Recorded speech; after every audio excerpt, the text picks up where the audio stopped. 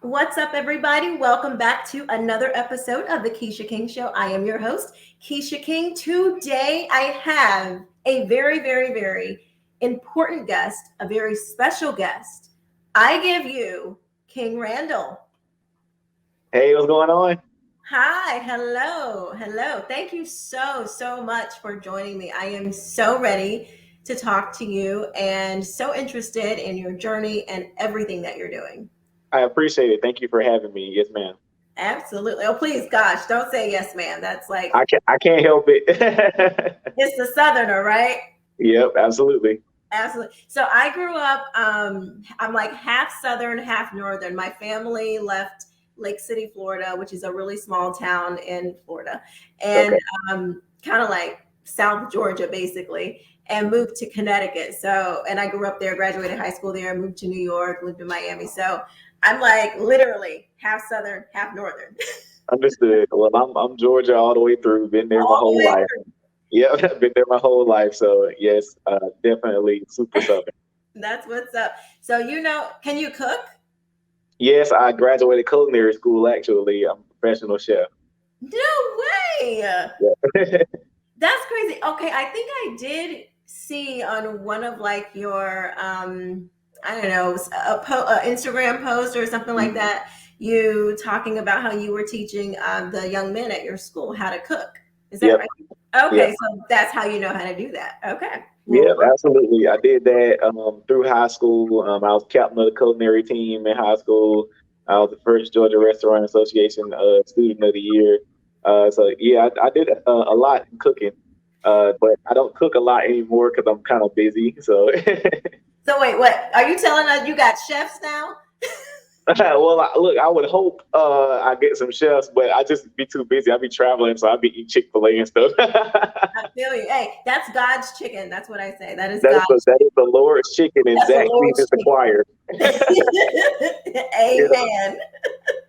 That is so cool. So, tell us a little bit about yourself, the school that you have created that has just taken off. Tell us a little bit about what you got going on. Absolutely. Well, again, my name is King Randall. I'm the founder of the X for Boys program in the city of Albany, Georgia. I started this program 3 years ago. We just had a third anniversary on January 19th. But I started this program when I was 19 years old simply because it was a lot going on in the city of Albany, Georgia. And still today, still a lot going on in the city of Albany. Albany was at one point the fourth poorest city in the nation, I believe. Right now, we're number one for poverty in the state of Georgia. So there's a lot of crime that goes on in there. Education system is janky. I mean, just a lot that could change in the city of Albany. And of course, every time something happened, everybody wants to have a stop the violence meeting, and then that's all it ends at is a meeting. And that's it. Everybody wants to pretend to care for a moment, and then nobody ever followed up with any action. So my turning point was when a classmate of mine, his younger brother, killed a pizza delivery driver. He was maybe like 15 or 16. The kid was. He killed a pizza delivery driver. They set him up for no reason. It was just for no reason. But anyway, my classmate, his brother told him to hide the gun. He wasn't at the actual crime. He had an alibi, but he told him to hide the gun, and they gave him 30 years for hiding the weapon. We're the same age. I went to court just to be there for him, and they gave him 30 years. Just for that, he wasn't there, had to do with it. And that sucked. So for me, I was just like, what are we going to do, for a lot of these young men who are going into the juvenile court system, et cetera. And we don't have any rehabilitation programs. Like we have the only rehabilitation program in Southwest Georgia is ours for juvenile offenders. And at one point I was running out of my house for 2 years. So it was really heartbreaking to see all those things happening. So I did a field trip for some young men, January 2019. And I took them to Atlanta from Albany. I brought them here to Atlanta to do some tours of two museums and to see those kids like asking the questions that they were asking, and to see them being interested in different things, and to see that a lot of them had never traveled outside of our hometown to see big buildings and things like that. It was a beautiful experience. So I got them all free haircuts, and I knew at that moment that's where I was supposed to be. So immediately after that, I did an oil change workshop. I taught 20 boys how to change oil at my uncle's house. Immediately after that, I did a brake change workshop, taught 25 boys how to change brakes. Then after that, I did a summer camp at my house. So I didn't have a building. I didn't know what a nonprofit was, no LLC, no nothing. Had a little logo I made on my phone, and I made it happen. So I had 20 parents believing this 19-year-old kid at the time to teach their kids how to be men. It was my call, Let Us Make Man Boot Camp. So every day I taught them how to grow their own food. We changed ceiling fans, we changed toilets, we painted, we changed flooring, we read. It was a beautiful experience during that whole summer. But I realized I had a big issue with the children reading and writing. A lot of the children, at different grade levels were having issues with reading and writing. I'm just like, how are you guys passing through school and you can't write and you can't read? And if you can write, you write like you're in first grade, or Right. kindergarten or something. It's absolutely ridiculous. I'm like, but these school systems, we have the highest graduation rate in town. We have the highest graduation rate in the state. I'm just like, yeah, the kids are graduating. So Who are just you the other graduating? day, Who? yeah, so literally just the other day I went and looked online to see, our reading proficiency for graduating seniors. So just under 30% of our seniors graduating in Albany are proficient in reading, and just under 19% of them are proficient in math. So I'm just like, so what exactly are we expecting these children to be doing when they leave high school? They're not getting accepted into college. If they are getting accepted into college, just a basic, college or whatever. But I'm just like, these children are being failed, tremendously. So I started a book club. I have a book club that we do every Wednesday. We were doing it on Tuesdays, but we do it every Wednesday now. And we have an 86% reading comprehension rate. So the children are actually learning how to read. They're learning how to write. We do vocabulary with them. One of my boys actually just won a spelling bee. So, a lot of these I children saw are, that. That's what's up. yeah, a lot of these children are developing in the program. So it's been a beautiful experience to see how much they're developing. Then I came up with the idea of the Life Preparatory School for Boys. During that summer camp, I told the children, I was just like, I don't know how I'm going to do it. I don't know when I'm going to do it, but I want to open you guys a school one day. And I wanted to be boarding. And the reason I decided I wanted a boarding school was because I actually started boarding some children at my home. A Right. lot of children, I took about 6 children for the summer of 2020. They came to live at my house. I had 3 bunk beds and I put them in my living room and we made it happen. I had this lady give me a small white soccer mom van for me to be able to drive the boys around. And even break Hey, don't down. hate on the soccer mom bands, yo. No SUVs, only SUVs. Yeah, but I had a little small white soccer mom van. Yeah, and it used to break down all the time, so I used to have to teach the boys how to fix it all the time. It was an interesting experience. But we used to work on a farm every day, and we did the same things during that time. We was changing ceiling fans, changing brakes. We would go around painting people's houses. It was a beautiful experience for the kids to learn how to make money and stuff. But that's during that summertime is when people started finding out about us. Originally, I wasn't really posting on social media that often. But somebody told me that I should start posting like Twitter and Facebook because I never was really posting. Like I've been doing this for a long time, but I was never posting. And I would, me and the boys were struggling. Like we used to eat Little Caesars and noodles and everything, sandwiches. And I used to have to cut hair and fix cars just to try and support the program because nobody were donating or anything. So They that's didn't know about it, basically. yeah, nobody knew about it. Nobody knew about it. The hometown knew about it, but people have everything to say like, "Oh, you're too young," and how are you going to teach boys how to be men, and blah blah blah. So they still have that same stuff to this day, and we're still succeeding. But Yeah. yeah, I started posting on Twitter, and one day somebody saw my tweet. I don't know who it was. They retweeted it, and it started circulating on Twitter. And people asked us to make a GoFundMe account. And mind you, I didn't know what a nonprofit was, didn't know what an LLC was, none of that stuff. I'm just like, all right. So we made a GoFundMe and we raised like 20K in like the first week. It was insane. So then I brought a manager on to kind of help me figure out like what I'm supposed to be doing and getting the nonprofit set up and all that stuff. So I was able to make all that happen. Ever since then, we've been invited to the White House. Been recognized by a lot of national figures.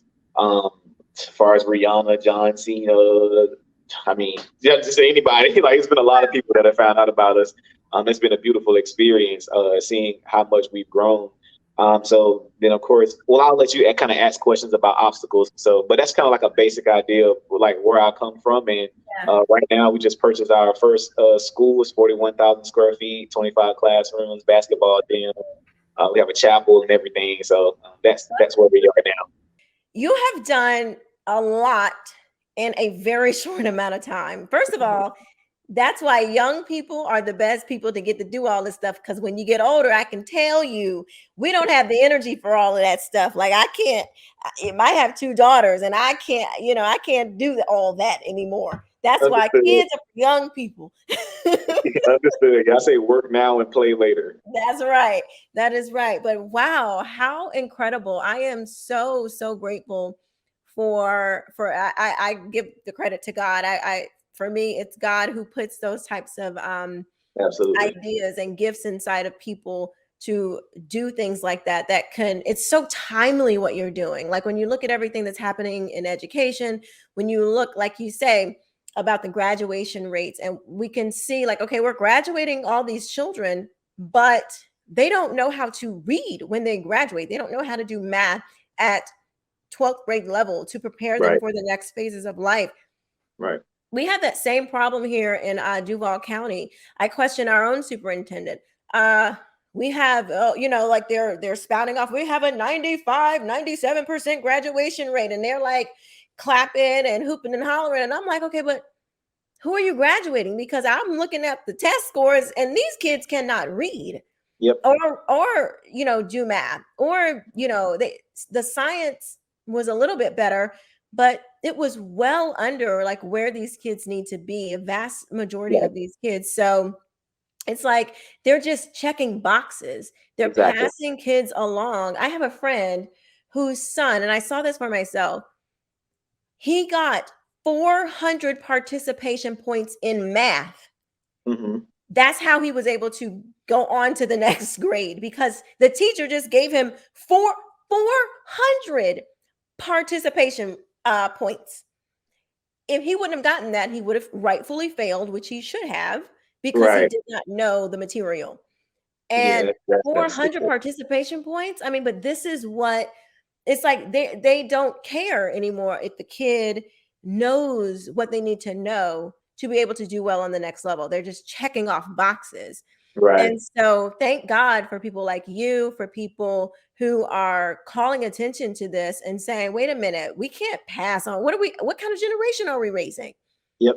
Absolutely. What kind of generation are we raising where we're going to just pass kids along? And what that does psychologically is tell the kids, I don't even have to try. It doesn't build Exactly. in them a mindset of, I have to make sure that I know this, or I have to push Mhm. through. I have to it removes like consequences.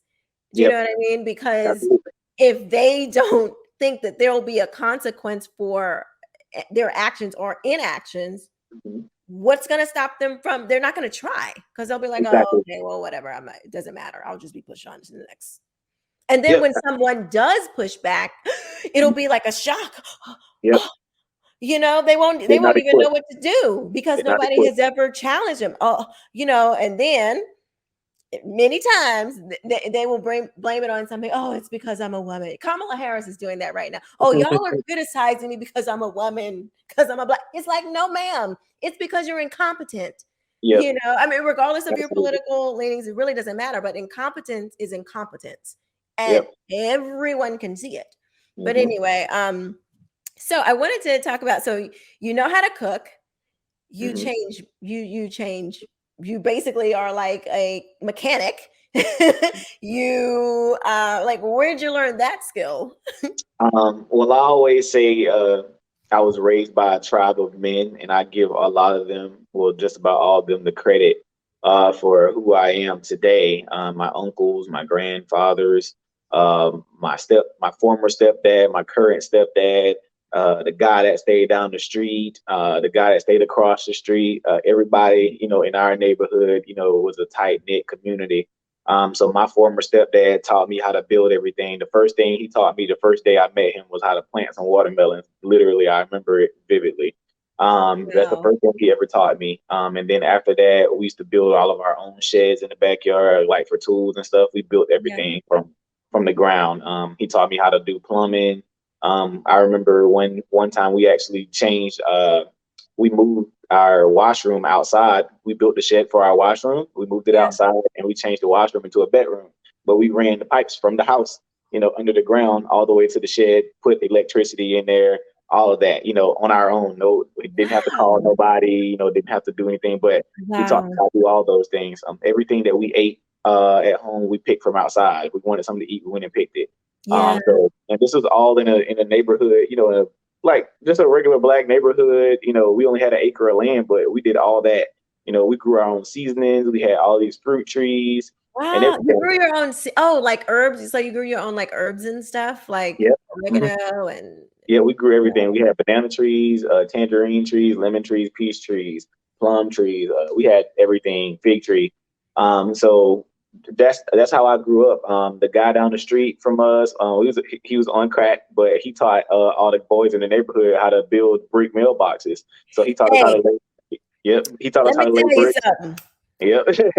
I used to own property down in Miami. Let me tell you, some crackheads. I mean, There's not to some be work. all crass, but you can get some good quality work for a great Very, price. very good quality work. He'll build you a brick mailbox for $50.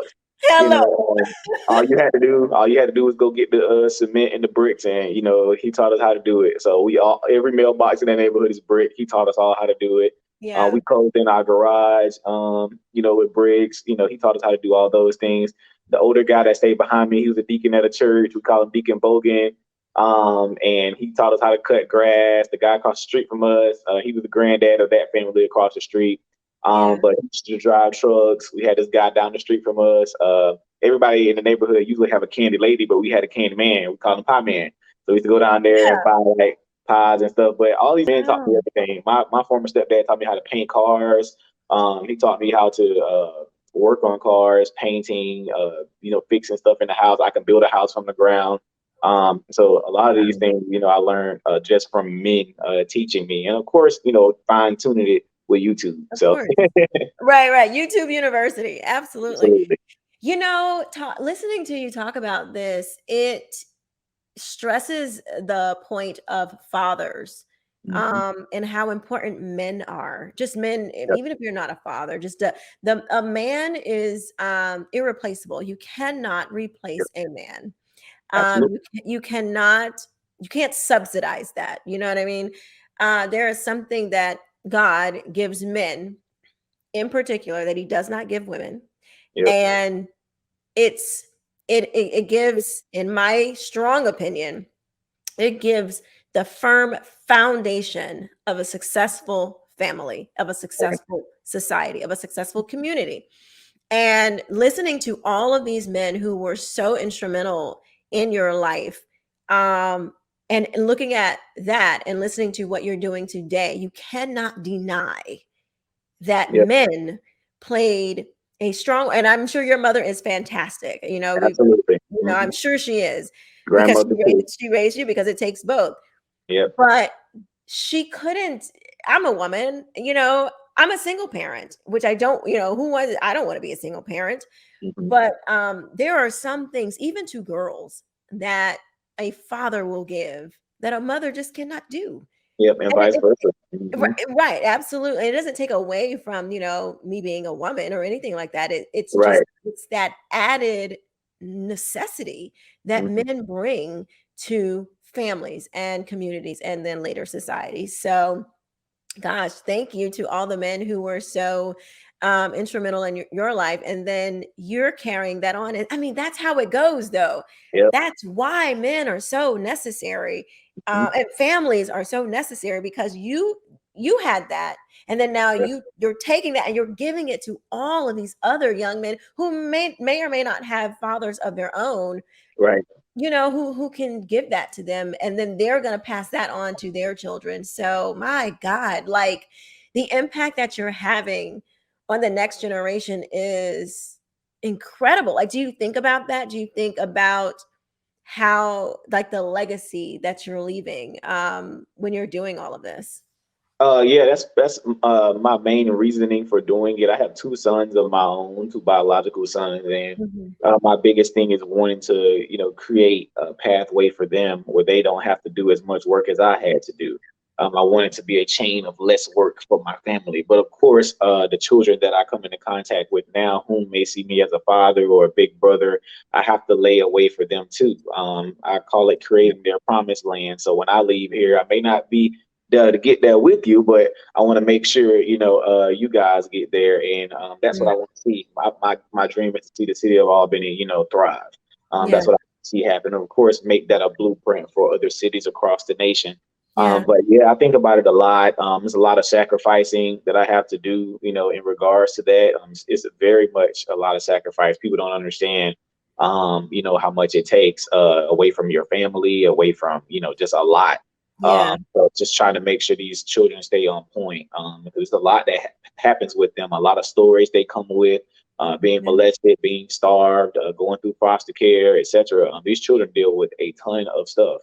Right. So it's not just all the smiles you guys see on social media, etc. I'm That's like, no, right. this it happens a lot. We have a lot of stories. So we actually got this new thing we have called Conflict Corner, where the boys are able to come and talk about their different problems every week. And we have Mm. this show we're about to start where people can watch that every week. It'll be like a little reality show, so people can kind of get to know our boys in the program. That was Okay. the exclusive I had for you, but Oh, but right. Wait a minute. it'll Okay. be So that's Conflict Corner. yes, yep. And so will you have a like a therapist there, or like who will they be talking to, each other, They'll, or they're just kind of they'll talk to me. I know a okay. lot of them are extremely comfortable with me because I could Okay. bring somebody in, but a lot of them they're just not going to talk to anybody if it's not me. And Yeah. I've dealt with that a lot of times. So sometimes I have to come talk to their parents about certain things they may be going through because they will not tell mom.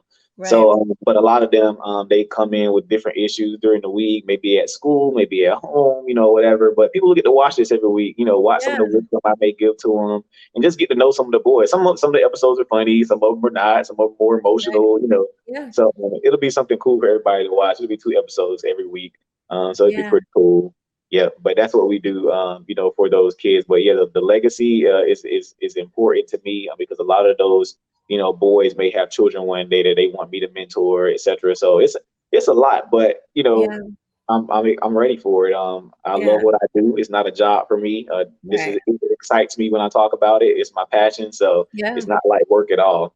Right. It's so crazy. So you said you want to see them get to the promised land. I have this movement that I'm spearheading, I guess, called the mass exodus movement. Yeah, It's like getting difficult. it's about getting kids into better learning environments, getting them out of Yeah, public schools if that public school is not working for them. And like we were talking about before, there's so many kids that aren't getting what they need in traditional public schools. And yeah, so, opening that up, I just thought about that. I was like, oh, that's funny. Exodus, promised yeah, land, you know, yeah, it's absolutely. connection. But that's really interesting. Conflict corner. I think a lot of kids, especially now with COVID and then this isolation, and I mean, just like, crazy home environments, Mhm. crazy neighborhoods, all kinds of things that kids are dealing with, and they don't have a person that they trust Mhm. to talk with these things about. And a lot of Yeah, kids suffer in silence. They don't, sometimes they don't even know how to express these things. They know, like, okay, I something's wrong here, but I don't even know what to do with all these feelings. I don't know what to I know something's wrong, but I don't even have words to put to it. You know what I mean? right, And so that's really important for kids to have somebody to talk to. A lot of times we want to throw up a basketball court, we want to throw up, some new football field or something, but sometimes you just need somebody to talk to, you yeah, know. people always try to throw it into, oh, they just need things to do. We need more basketball teams and football. I'm like, that's cool and fine. Yes, that helps. I promise it does. However, a lot of these kids need mindset changing. I say that all the time. I'm just like, you can have 10 basketball courts, but if they don't have any mindset changing, then they're just going to beat each other and shoot each other at the basketball court. I'm like, because they aren't taught, a lot of things, because a lot of kids don't know how to lose. The kids be shooting each other about basketball. They shoot each other just over some dumb, and because they haven't been taught, how to control Yeah. their emotions, etc. Yeah. Like they need real mindset changing, not just something to do, but they need some true teaching. That's why I believe in the boarding school so Oh, much, because I have to take them away from their environments and really, really mold them. Yes. That's the only way I can do it. And if I try Oh to my God. not have a boarding school and I just do a regular school, every day they go back home, they're going to Right. unlearn everything every time and go back to that environment Right. every single time.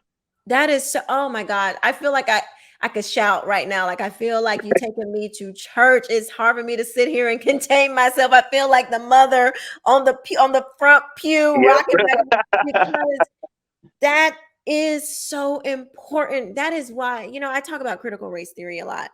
Hmm. I talk about the queer theory that we're finding in schools. Hmm.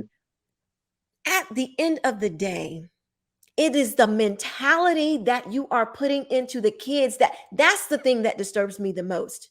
If Yep. you are telling these kids that because they are black or because they are a girl or because they are what you name, you put whatever, fill in the blank, that Hmm. that is going to be the impediment of their success. Hmm. That's what drives me crazy. That is the thing that gets me so upset because I don't care if you read any person who Hmm. has succeeded. It is a mindset. I don't. It is. Yep. If you do X, you will get Y.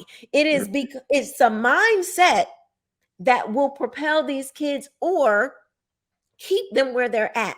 Hmm. That is that the mindset piece is a thing that I don't think it's talked about it enough. And it's hard to fit. I do media and stuff, but it's hard to fit all that into like you get because you do media Yep. too.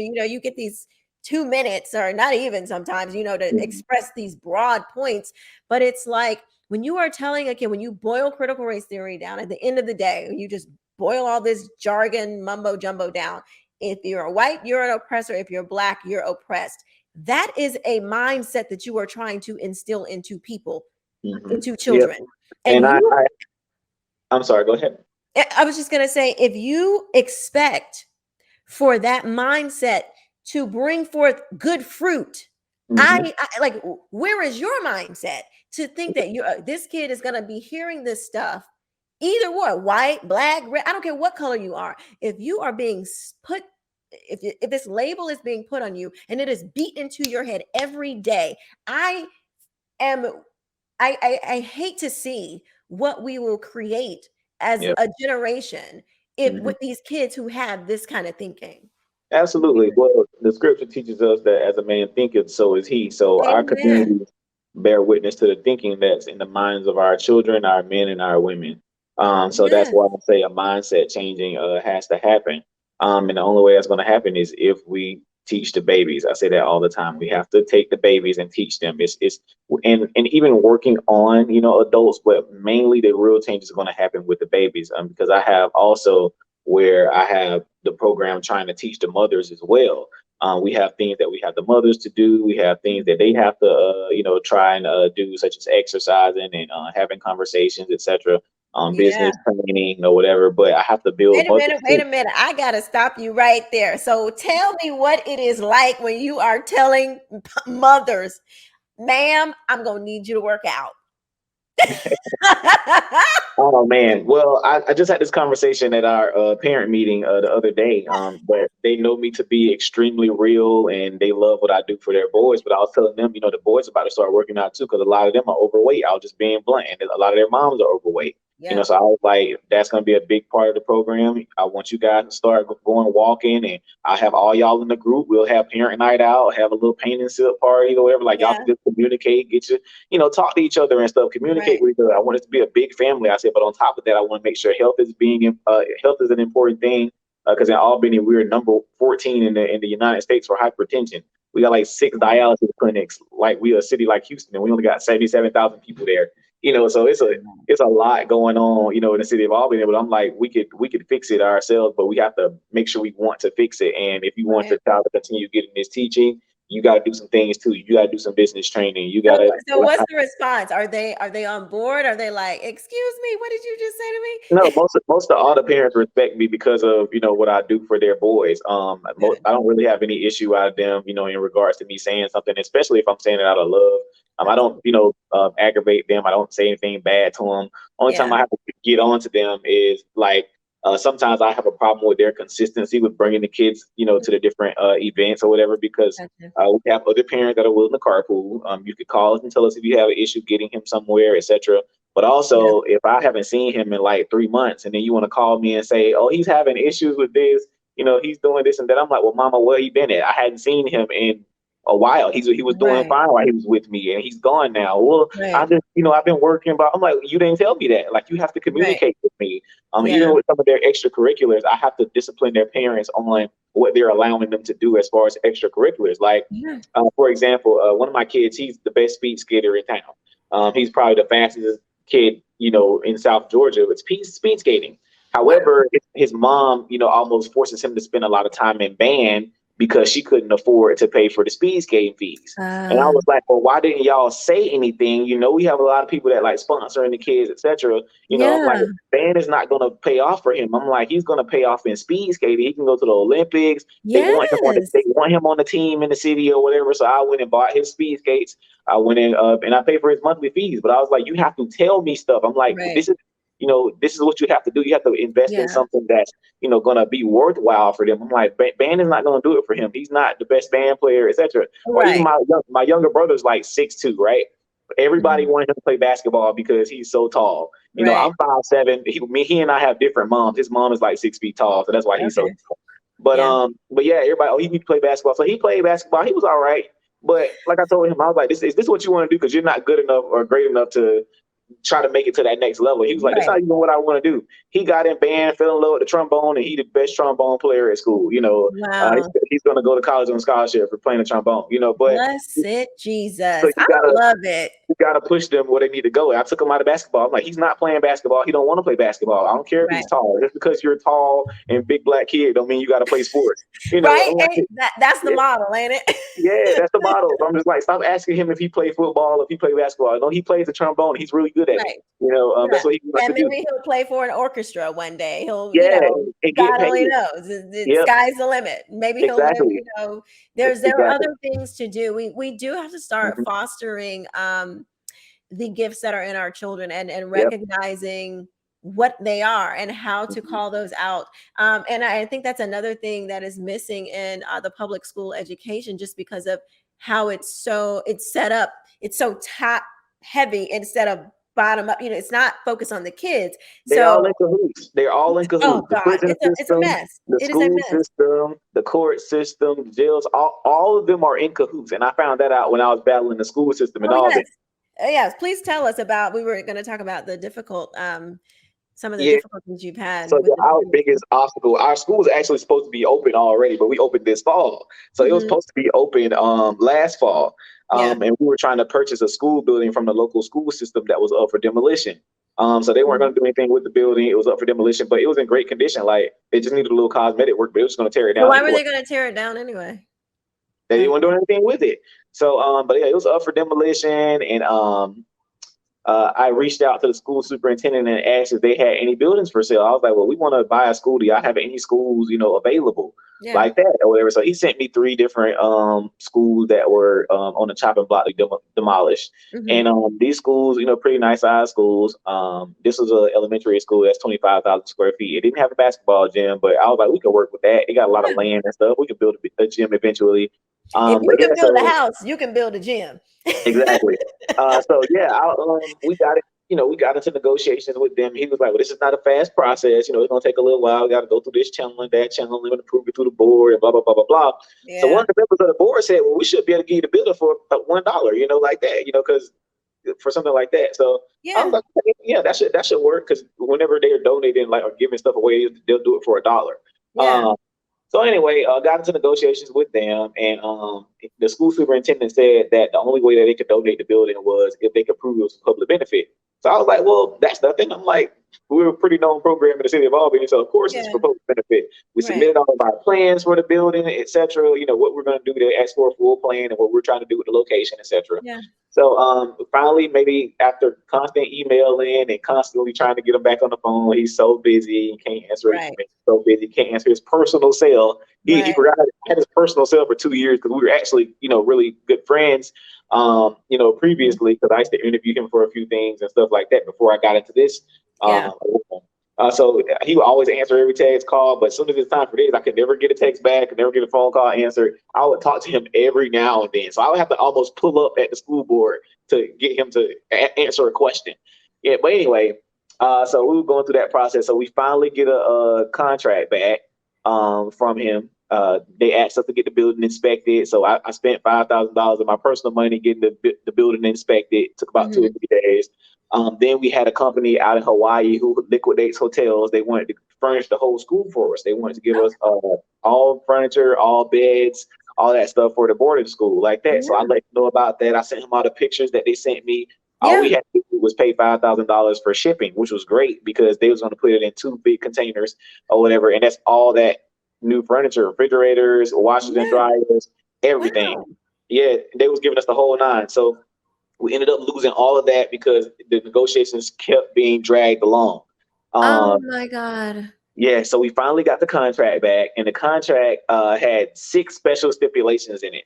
Now, originally, the school system and I agreed to do a partnership. I tried to come at them like it wasn't a competition thing, but since our entire school board is Black, except for 2 of them, I decided, okay, well, let's not try to do it like a competition, like we're trying to outdo them. Let's see if we can have a partnership. So I was like, well, we could probably take it like your more, kids that need more discipline and stuff like that, and we could take them here and figure that out. So he was like, oh yeah, we can provide you guys, we can help you guys get food, feed the kids, we can provide you guys with school buses, whatever like that. He was like, because we could have like an umbrella type thing where they would be a part of your school system and still be a function of ours too. So that way we could help you with feeding them and getting the school buses and even paying the teachers and stuff. So I'm like, oh, this is a great deal. Right. I can, implement what we're doing. You pay the teachers, this is great.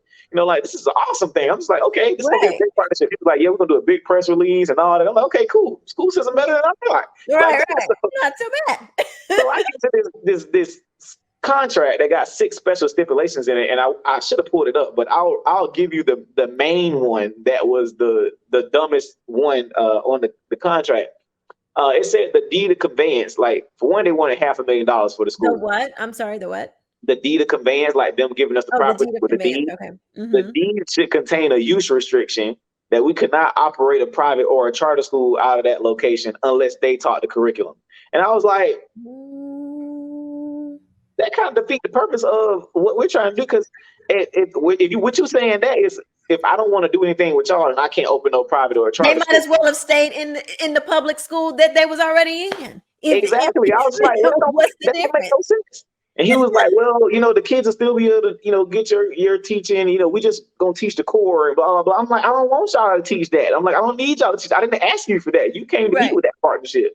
I'm like, I didn't ask for that. But the other stuff, the other wording in the contract was like dumb stuff, like, because they was gonna give us 5 years to like renovate the building or whatever. And then in the last stipulation, I can't remember it word for word, but it said something to the effect of, the school system has the last say so on whether the school is, like up to par or something like that. And basically, what in layman's terms is, they can say no after the 5 years is up, and we to renovate the whole school, and we don't get the building. Right. So that control. was They wanted to have control over the kids' minds with the curriculum, and they wanted to have control over you and your project. But we pay all the bills. And all of the heavy lifting is on you. Yeah, we pay all the bills, we get the renovations done, etc. And then at the end of it, then y'all could just say no. I'm not signing that. Probably take the building anyway when it's done. Exactly. So I was like, I'm not signing that. That's absolutely ridiculous. So, I made a post about it, and I was just like, this has been dragged along for like almost 7 or 8 months. Like, and they were trying to get us into crunch time to the point where we were just gonna sign the contract and just get it over with. Because we had to do a summer camp and we were gonna do it at the school building. But but they was like dragging that process along. So I was just like, look, we'll just go ahead and get it squared away and we'll just figure it out later. But we got to get the summer camp done and we need some place for these kids to stay. So anyway, I was like, nah, bump that. So I didn't sign the contract, and we got into a big shebang with them. I went on Fox News and drug them about that. And my entire hometown dragged me for about 2 weeks straight for that. They were like, "Oh, you trying to get your hometown drug you?" Oh yeah, they drug me into the ground. Newspaper articles. What else? They did. People were doing podcasts, and it was insane. Like people were like, So nobody understood I what? literally posted the contract stipulations and people thought I was supposed to sign it. I was like, "Are you idiots?" I'm like, that's literally. They was like, "Well, you ain't never opened no school before, so how you know?" I said, "The superintendent ain't never been a teacher. Like, so how you gonna tell me? I'm not able to open no school. Like that." And then That he is put it in. wild. We Yeah, have an it's like, obsession. We have an obsession with and this is just like in America with the experts. You mhm, know, if you don't have a PhD or if you this yeah, higher education that like they're supposed to y'all have these experts have ran this freaking country into the ground. yep, We've been and we're supposed to and they walk around beating their chest like, just listen to us. Y'all have yep, failed our children for mhm, decades with your absolutely, PhDs and your MBAs and every other letter that you want to put behind your freaking name. And we're yeah, supposed to just trust you again hmm, and again and again. You're failed. yep, You're absolutely. just because, but you're the experts. Oh, it's disgusting. But go Yeah, ahead. I'm sorry. but That's yeah, wild to me, though. yeah, Wow. they drugged me. It was newspaper articles. Then the superintendent got a newspaper. Like he's trying to make it seem like I was scamming people or whatever like that. I'm like, bro, you can't even use that because people see me working with the kids all the time or whatever like that. So he tried to say like in professional way that I was like scamming people, and then people were doing podcasts and trying to talk about my personal life. And I mean, it was insane. Like people were going in on me about that. I mean, Yeah. making long posts Yeah. and That is et one cetera. thing that makes me when people attack your work by trying to disparage you as a person, Mhm. that is like, I'm like, you are dead to me. Like, Yeah, there is man. no coming back. Like, for me, I'm like, nope, I Yeah. cannot, like, get to, like, know what if you, especially if you know what I'm trying to do, like, Mhm. and then people how did that affect you? Like, how did you deal Oh, with it beat me down for a bit. It did. that? I did do a rebuttal video finally because I had like two different private meetings with some head figures in our town who wanted to meet with me after the whole shebang. Yeah. So I met with the superintendent and one of the biggest pastors in the city, and the pastor was like, "You just need to sit down, and you're doing too much, and you need to stay off TV and etc."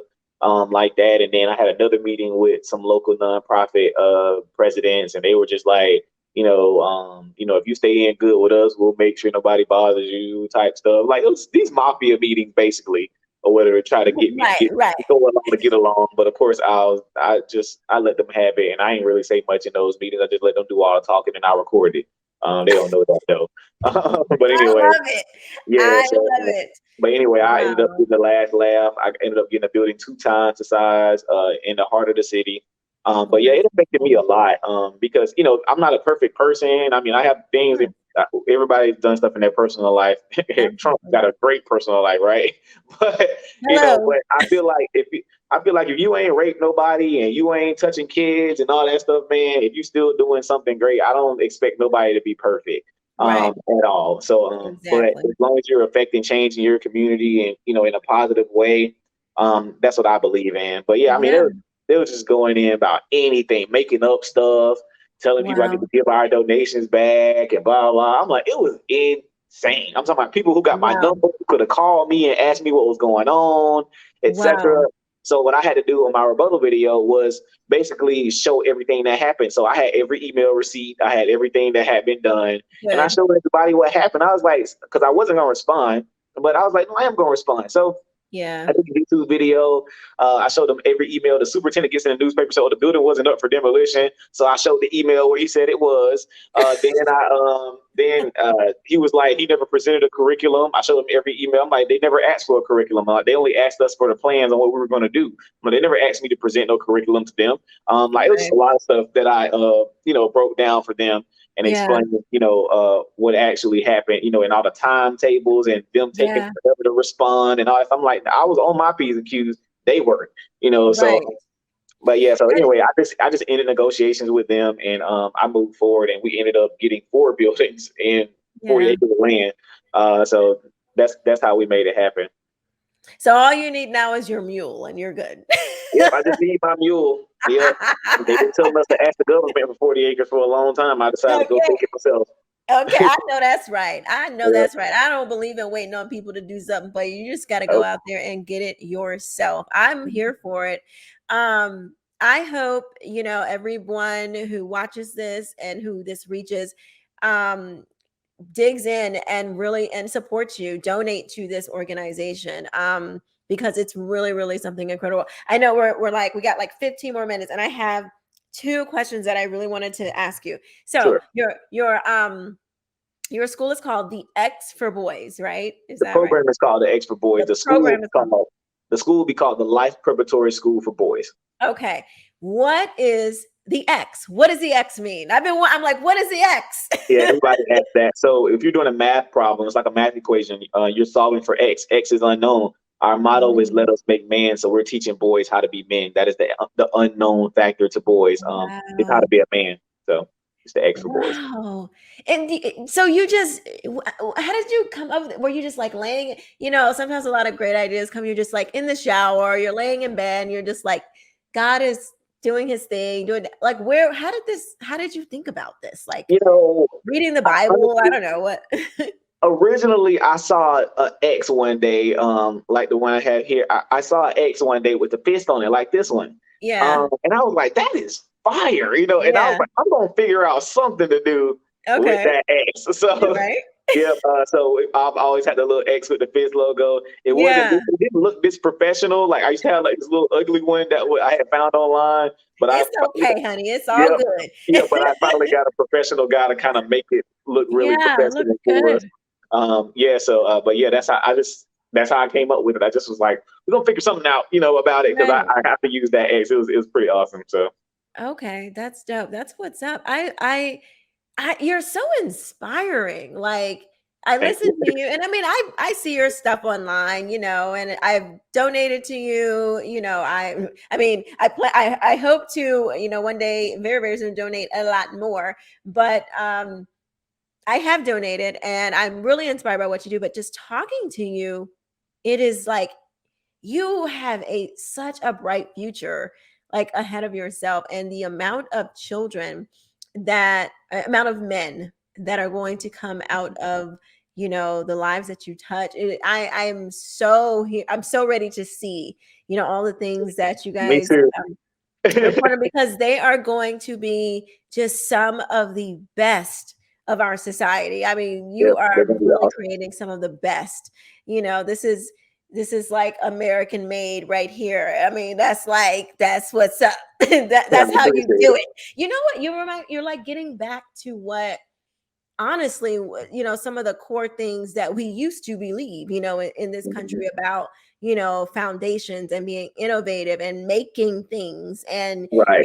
pushing towards the future. Some of the greatest innovations have come from American society. And, you know, not just, not to dig down into the subcultures of America, but Black American society, and Mhm. with music and art and all those types of things. And I think that is really going to inspire a lot of young Black men, Right. who haven't been able to see something like that around them. Mhm. So I hope and I pray that this reverberates, and I believe that it will. I see it's already happening, reverberates around the country.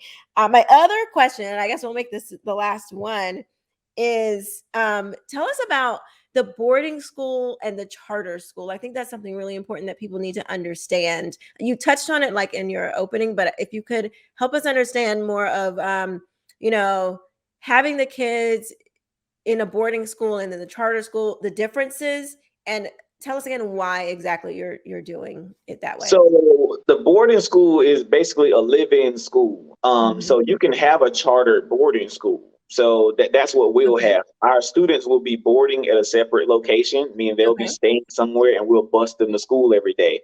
Okay. And in Albany, it doesn't take much more than 7 to 10 minutes to get somewhere. We're pretty, little small Okay. cities. Yeah. So every day we'll bus them to school. But yeah, we'll be a charter school that has a boarding portion as well. So Okay. we're just working on getting our charter. A charter is basically a privately ran school funded by the state. Yep. and Okay. and that's what needs to happen. Yeah. Now you do have school systems that have Mhm. charter schools. Mhm. Originally, I wasn't going to do a charter school because I thought the charter school was a part of the school system, and Right. they were like, "No, a charter school is a privately ran, Yes, system it funded is. by the state." I was That's like, right. "So why exactly do these school systems have charter school?" And they was like, "It's to get more funding." I was like, Mm. duh, I never thought about it. So, but Uh-huh. so that's why I changed my mind and decided to do a charter school. And the Right. Georgia Charter School Association are behind me like 100%. They're like That's what's they've up. been calling me like, what can we do to help? How can we Yeah. push it forward? What can we set up this training, that training? Like they're Yeah. excited about it. And it's great to see. So definitely looking forward to more calls with them, so we Yeah. can keep moving the process right along. So. Wow. That is really incredible. I think you're right. And I think you're really onto something. And I hope other people follow suit, or as your school grows, you're able to do this all over the country where people getting kids out of some and not all home environments are bad. But I was listening to Kwame Brown, the former, he Mhm. was a basketball player. And Yeah, that's so funny you said that because when I looked down, he had just texted me when I looked it down. I was no like, way. Oh, yeah, you guys, yeah, oh, I didn't realize you guys knew each. Oh, I think I did see you on his show, yeah. actually. I did go on the show, but yeah, we Yeah. personally know each other. Yeah. I love, so he was talking about this was like months ago, like when he was first kind of, you know, pushing back on all these, crazy people saying all this stuff about him. But he was Right. talking about kids, and he was talking about education, and he was talking about we can have the charter schools, the private schools, and we can go and kind of do charity in these neighborhoods. But he said the exact same thing. He was like, well, we can't leave the kids in these home environments because They're you terrible. have them for a short period of time, and then you have to send them back into the environment where They're terrible. sometimes there is abuse going on in the home. Sometimes there are, you have a crazy single mother, she talks I you know what? I was me and my girls, we were going to Party City, and my daughter had to get like this thing for school. And this woman pulls up next to us, and her son, he had to be like 3. Mm-hmm. King. A kid, I'm a baby. Hmm. He opens the door, he bumps my car. Whatever. I mean, like, I mean, whatever. It's not that he's a kid, that's what kids do. So he bumps my car. And I didn't even react. Like I didn't even say anything. The mom starts cursing him out Hmm. in front of first of all, I don't curse in front of my children. Well, I don't say the F word. I don't say the F word is, yeah, I don't say certain words. Some other Hmm. words might slip out every now and again. But for the most, I don't talk to my, and if I do, it's in, like, we're talking about something funny. And my kids are much older anyway. Hmm. But she is like calling him an MFer, like the N word, MFer. And I'm just like, he's 3. Yep. When I tell you, it just broke my heart. I'm like, that's what he will have. That's in public. Okay. Like, God only knows what he has to deal with behind Hmm. closed doors And for then even bumping a car, for and even opening how the, huh? Man, even how a lot of the children grow up to act because of those types of living situations.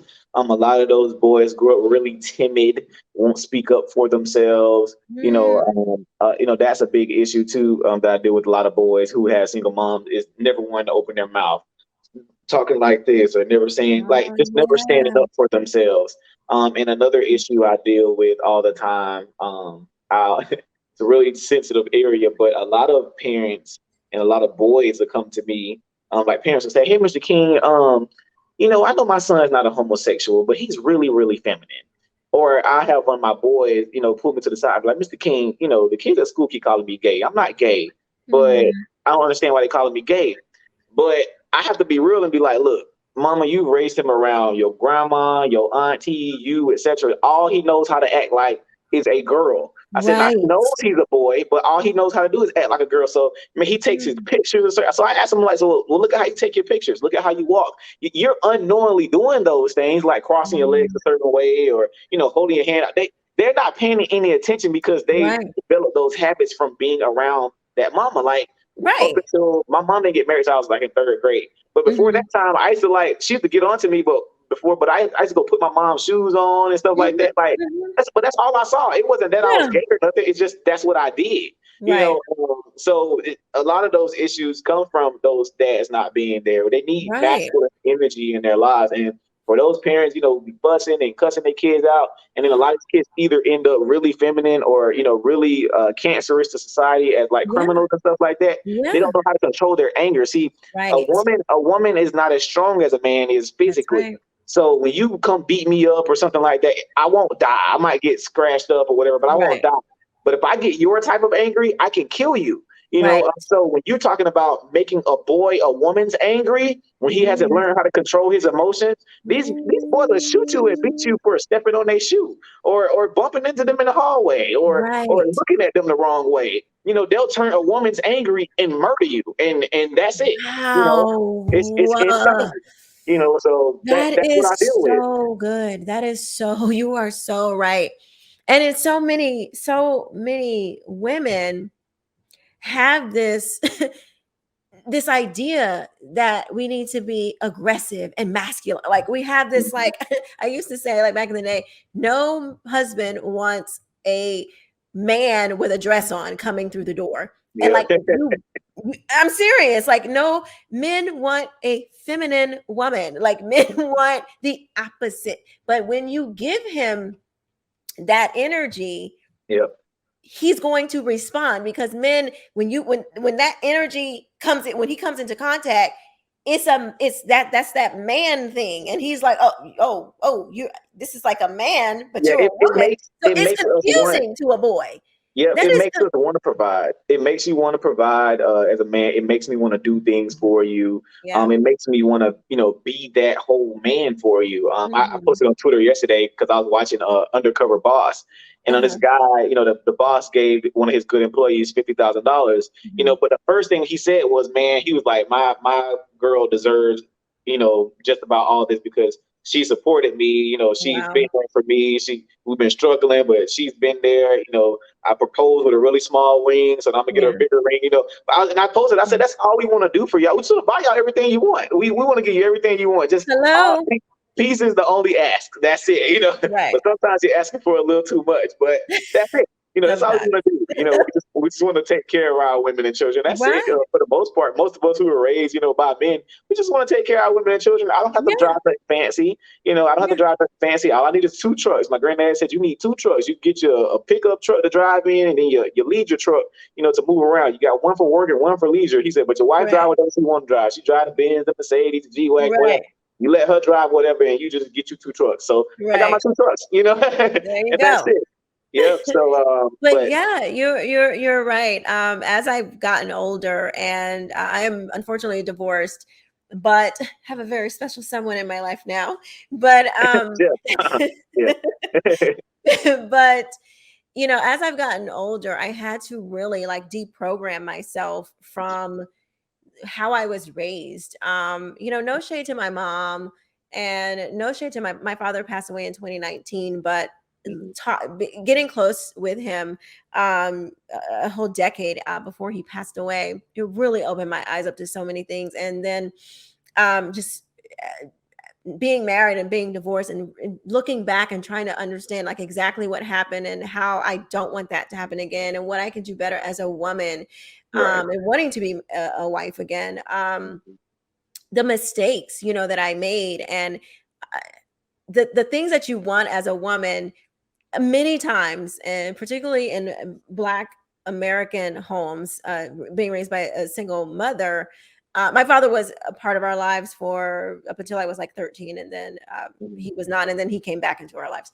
But and I love my daddy. That's my whole. That was that's my daddy was everything. But anyway, I had to really deprogram myself. My mother used to tell us like I want you to know how to do all these things so that you don't, so if you don't have a man, you won't need one. Something like that she used to say. And it was just this constant like, thing of not needing a man and being a Mhm. strong, independent woman and all of this stuff. And I'm like, you cannot be independent and be in a marriage. Like those two things are Nope. incongruent. You Mhm. can't do that. And it's like, you have to like deconstruct like all of these things that you have heard. Again, mindset. You Mhm. have to take away all of these things that you've heard over the years and literally like reprogram yourself into Yep. being the feminine woman that God Mhm. has created us to be. Yes. Like you can't come to a man in certain ways, that being aggressive and being I'm independent and I can do all like Mhm. he's got to see a place in your life. Like if you're telling him basically you don't need him, then what the freak is he supposed to do? Yes. Like Absolutely. so it is all of these things that you're talking about. I believe you working with the moms and you working with the sons, it is going to create such a great forward thinking society, and men who can be real strong men that our country, our communities, our families so desperately need. So Mhm. thank you so much for every single thing that you're doing. Tell the people where they can find you, your website, how they can donate, and what else do you have coming up next? Absolutely. Well, phone's on 1%. So Oh, you can go to the exforboys.org. It's THE, the letter X, FORBOYS.org. You can go there to follow me for all updates, all information, how to donate, etc. It's the exforboys.org. all right. Thank you so much. I look forward to talking to you again. Thank you. Thanks. Bye bye.